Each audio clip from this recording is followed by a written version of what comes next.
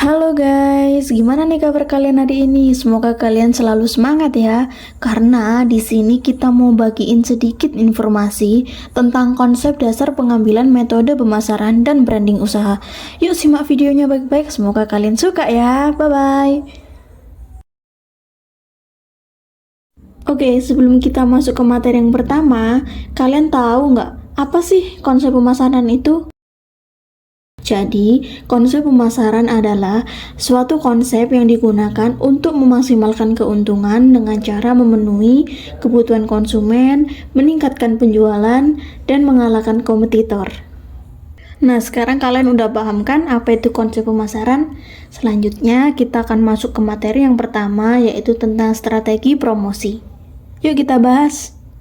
Jadi, strategi promosi itu adalah suatu cara untuk memasarkan produk atau jasa perusahaan ke masyarakat luas dengan tujuan untuk meningkatkan kesadaran merek, penjualan, dan loyalitas pelanggan. Oke, sekarang kalian udah paham kan apa itu strategi promosi?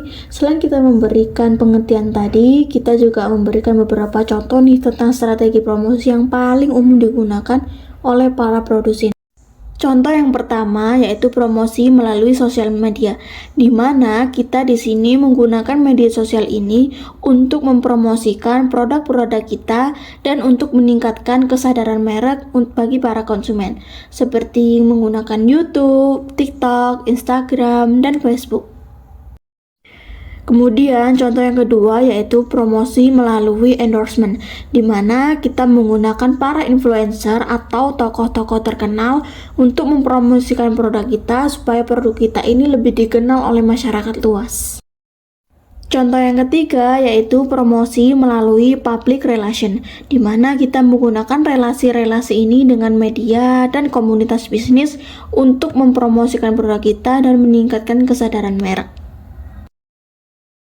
Contoh yang keempat yaitu promosi melalui konten marketing. Jadi di sini kita menggunakan konten yang relevan dan unik untuk mempromosikan produk kita supaya produk kita ini bisa dilirik oleh calon-calon konsumen kita. Nah, contoh yang kelima atau yang terakhir ini yaitu promosi melalui brosur, di mana kita menggunakan brosur untuk mempromosikan produk kita, karena brosur ini merupakan salah satu media yang cukup informatif dan persuasif. Nah, itulah sedikit penjelasan tentang strategi promosi. Semoga kalian bisa paham ya. Sekarang kita akan memasuki ke materi yang kedua, yaitu tentang bagaimana sih menentukan pasar sasaran itu, yang dimana pasar sasaran ini merupakan langkah yang cukup penting dalam merancang strategi pemasaran yang efektif. Jadi, bagaimana sih langkah-langkah untuk menentukan pasar sasaran itu? Jadi, langkah-langkah yang pertama yaitu lakukan riset pasar, di mana kita mengumpulkan data-data tentang target pasar kita, yang dimana data ini mencakup informasi demografis, informasi psikografis, dan perilakunya. Langkah yang kedua yaitu menentukan segmentasi pasar, di mana setelah kita memiliki pemahaman yang baik tentang target pasar kita, di sini kita akan membagi menjadi beberapa segmen yang lebih kecil berdasarkan beberapa karakteristik yang sama, karena ini bisa membantu menargetkan pesan dan strategi pemasaran dengan lebih tepat dan efektif. Langkah yang ketiga, kita membuat profil pelanggan. Di sini kita membuat profil yang rinci untuk setiap segmen pasar yang tadi. Karena dengan profil pelanggan ini akan membantu untuk memahami kebutuhan, keinginan, dan motivasi target pasar kita. Langkah yang keempat yaitu evaluasi pasar sasaran. Karena penting untuk mengevaluasi apakah mereka ini layak untuk dikejar atau tidak. Dan kita harus mempertimbangkan beberapa faktor seperti ukuran pasar, potensi pertumbuhan, dan tingkat persaingannya. Nah, untuk langkah yang terakhir yaitu ukur dan pantau hasilnya. Karena di sini sangat penting untuk melacak bagaimana hasil strategi pemasaran sehingga kita dapat melihat nih apa yang berhasil dan apa yang tidak berhasil. Di dalam dunia pemasaran ini, kita perlu memahami dan menentukan kebutuhan para pelanggan kita serta keinginan para pelanggan kita. Kenapa? Karena dua hal tersebut itu merupakan langkah yang sangat krusial untuk mencapai sebuah kesuksesan di dalam bisnis yang kita jalankan.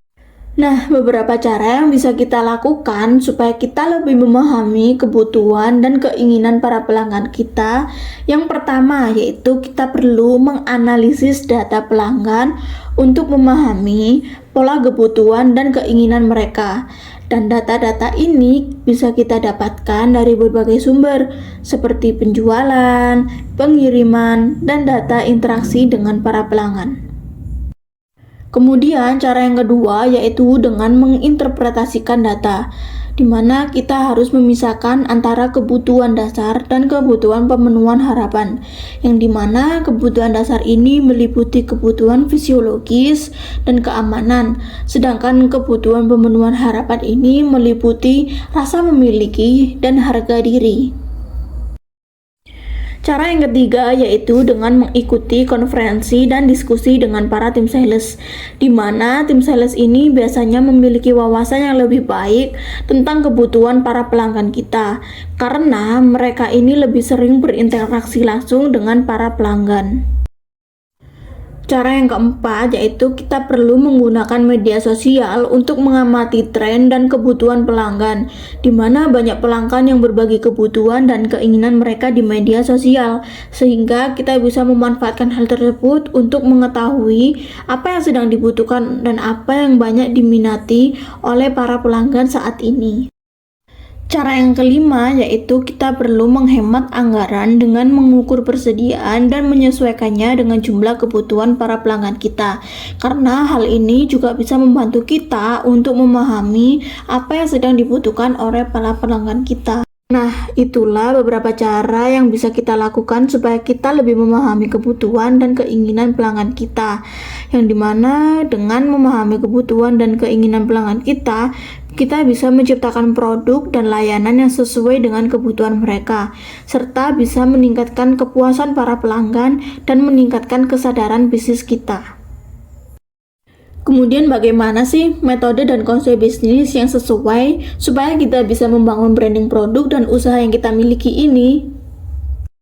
Jadi, metode dan konsep yang bisa kita gunakan yang pertama yaitu kita perlu memastikan produk yang kita miliki ini mempunyai kualitas yang baik dan sesuai dengan kebutuhan konsumen. Karena dengan kualitas produk yang baik ini, kita bisa membuat pelanggan merasa puas dan mereka akan tertarik untuk berlangganan kepada produk yang kita miliki ini. Metode yang kedua, kita perlu menentukan ciri khas dari produk yang kita miliki. Entah kita membuat nama brand yang menarik atau mudah diingat, atau nama brand yang kreatif yang bisa membedakan antara produk kita dengan kompetitor yang lainnya. Metode yang ketiga yaitu kita perlu membuat packaging yang unik dan menarik, karena dengan packaging yang unik dan menarik ini bisa menambah nilai estetika pada produk kita, sehingga membuat produk yang kita miliki ini terlihat lebih menarik di mata para pelanggan. Metode yang keempat yaitu kita perlu konsisten terhadap logo dan desain visual yang kita miliki, di mana antara warna, font, dan elemen desain harus konsisten di semua materi pemasaran kita, termasuk di situs web kita, brosur kita, kemasan produk kita, dan media sosial yang kita gunakan untuk mempromosikan produk kita. Karena dengan kita bisa konsisten ini, itu bisa memberikan kesan profesional di mata para konsumen. Metode selanjutnya yaitu kita perlu meminta pelanggan yang puas untuk memberikan testimoninya atau ulasannya yang positif, supaya kita bisa membagikan testimoni tersebut ke berbagai platform pemasaran yang kita gunakan untuk membangun kredibilitas dan meningkatkan kepercayaan konsumen kepada produk kita. Dan metode yang terakhir, kita harus mempertahankan konsistensi kita dan kita perlu melakukan inovasi untuk mempertahankan kesadaran merek dan meningkatkan kepercayaan para pelanggan. Itulah sedikit informasi dari kita tentang konsep dasar pengambilan metode pemasaran dan branding usaha. Semoga video ini bisa bermanfaat buat kalian dan terima kasih telah menonton. Bye-bye.